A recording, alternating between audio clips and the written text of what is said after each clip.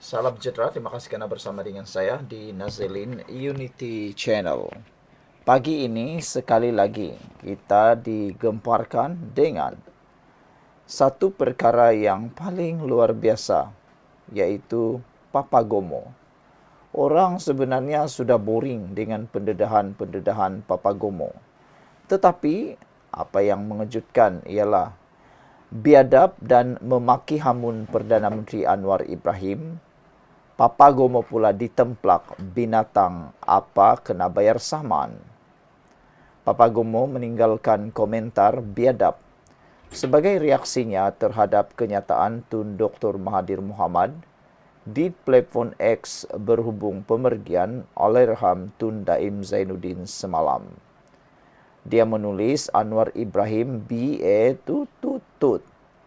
Tulis Papagomo sekaligus mengundang kecaman orang ramai.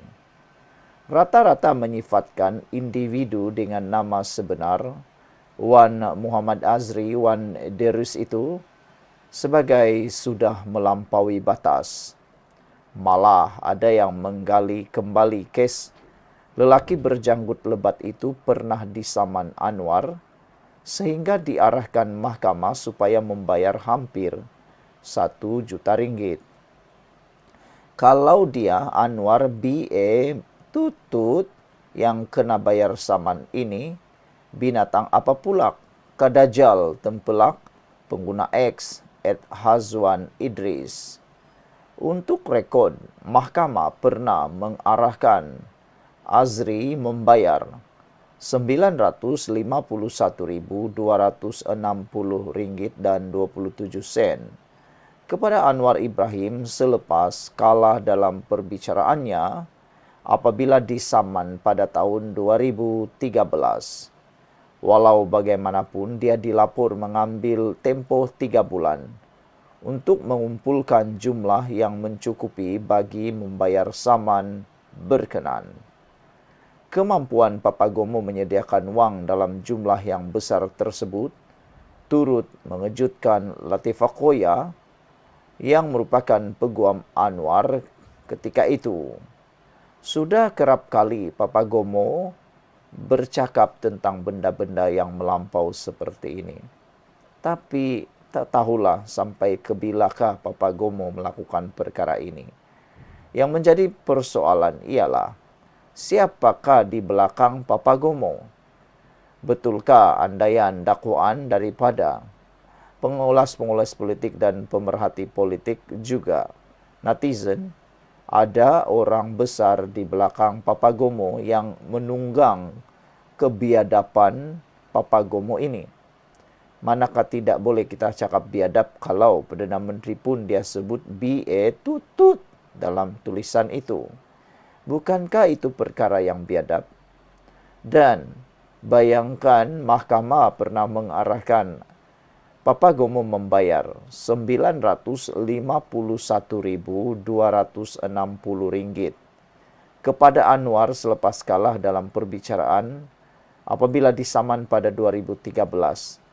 Bagaimana Papagomo hanya mengambil masa 3 bulan untuk mengumpulkan jumlah yang mencukupi untuk membayar saman berkenan? Dari mana Papagomo dapat duit sebanyak itu, secepat itu, membayar saman kepada Anwar Ibrahim?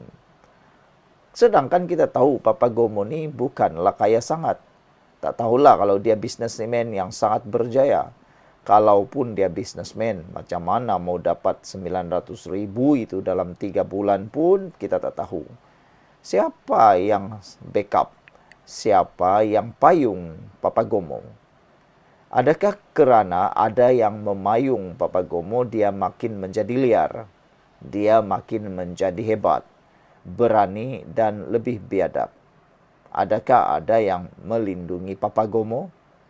Saudara-saudara sekalian, kemampuan Papagomo menyediakan wang dalam jumlah yang besar itu bukan saja mengejutkan kita di Malaysia, tetapi termasuk Latifah Koya yang merupakan peguam Anwar pada ketika itu. Bayangkan betapa dah kerap kalinya Papagomo memfitnah Perdana Menteri Anwar Ibrahim dan Semalam dia pula mengingatkan tentang malapetaka dahsyat yang bakal menimpa negara Malaysia.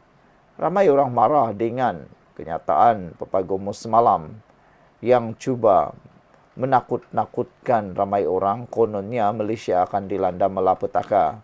Sehingga dalam catatan atau dalam video Papagomo itu, kelihatan Papagomo seperti menjadi nujum pak belalang. Nujum yang meramal-ramal, nujum yang tahu banyak perkara. Lebih teruk lagi, Papagomo kelihatan seperti seorang peramal cuaca, ramalan cuaca. Jadi geologis lah, lebih kurang macam tu, sebab dia sebut tentang gempa bumi, banjir besar dan sebagainya. Kerap kali memaki dan memfitnah Perdana Menteri, Papagomo tampil pula mengingatkan orang ramai untuk bersedia dengan malapetaka dahsyat dalam minggu-minggu mendatang ini. Itulah Papagomo. Tidak boleh lagi bercakap tentang perkara modal politik yang lain. Tidak boleh cakap tentang keburukan Datuk Seri Anwar Ibrahim sebab tiada lagi yang boleh dikata. Prestasi kerajaan, keuangan dan sebagainya. Anwar Ibrahim tidak ada kes dan tidak ada isu berkait salah laku. Papagomo gunalah pula andaian nujum pak belalang ini. Yaitu dia kata orang ramai perlu bersedia dengan malapetaka dahsyat dalam minggu-minggu mendatang ini. Menerusi TikTok itu, polis yang dipecat ini, yaitu Papagomo, mengatakan berkemungkinan malapetaka yang dahsyat akan membawa bencana dan huru-hara ke dalam negara. Ini kenyataan yang dikeluarkan oleh Tun Mahathir 3 hari sebelum pilihan raya 2022, kata Papagomo. Begitu juga dengan arwah Pak Su, kawan Tun Dr. Mahathir yang ada menyampaikan kepada anak muridnya bahawa apabila Anwar Ibrahim naik jadi Perdana Menteri akan berlaku perkara yang dahsyat yang akan membawa kepada bencana yang akan mencetuskan huru-hara ulangnya lagi. Pernah didakwa mengeluarkan kenyataan menghasut apabila mengaitkan kerajaan sebagai pro-Israel serta membayangkan Perdana Menteri menghidap AIDS. Papagomo meneruskan peringatannya dengan mengulang nama Mahathir.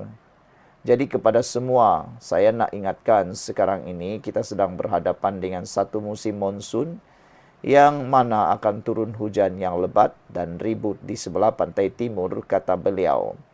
Dalam masa sama juga sudah banyak keluar dalam laporan media tempatan akan berlakunya banjir kilat di Lembah Klang, khususnya Kuala Lumpur. Tidak cukup dengan itu, kita juga ada laporan berkenaan dengan empangan yang sudah berusia hampir 100 tahun yang berisiko untuk pecah. Tidak cukup itu, ada juga laporan bahawa Malaysia tidak terkecuali daripada gempa bumi dan paling mengejutkan ada laporan mengatakan Kuala Lumpur juga sudah termasuk dalam lingkaran gempa bumi, kata Papagomo. Macam-macam lah Papagomo ni kan. Agak-agak sampai bila lah Papagomo begini. Dan yang paling kita tertanya-tanya, orang juga mau tahu siapa di belakang Papagomo. Adakah Papagomo dipayung oleh orang yang kaya raya sehingga mampu membayar saman beratus-ratus ribu ringgit bahkan menghampiri sejuta. Alang-alang saman sajalah 1 bilion, kata netizen. Apa pendapat anda? Kita jumpa lagi.